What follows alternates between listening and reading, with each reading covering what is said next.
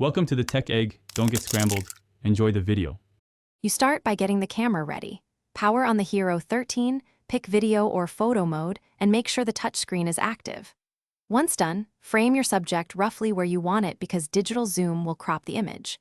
Make sure a high-resolution mode is selected to retain detail when you zoom, otherwise quality drops. Now tap the touchscreen to reveal controls. That action exposes the zoom control you'll use next. Don't waste time in menus. We'll zoom immediately on the live view. You now perform the actual zoom. Place 2 fingers on the live view and pinch outward to zoom in, or tap once to reveal the zoom slider and drag it smoothly. Move slowly and steady. Sudden zoom changes look jarring in footage.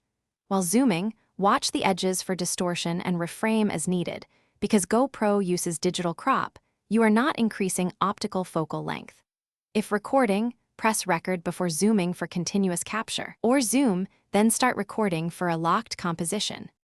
Finish by stopping the recording and reviewing your clip to confirm sharpness and framing. If the zoom felt laggy or didn't respond, restart the Hero 13 and retry. Touchscreen hiccups are often resolved by a reboot. Make sure the camera firmware is current and touchscreen sensitivity is normal. If the on-camera touch zoom fails repeatedly, connect with the GoPro Quick app and use the app's remote zoom control as a workaround. However, the primary and most reliable method remains the on. Thanks for watching. Consider subscribing if I helped unscramble your problems.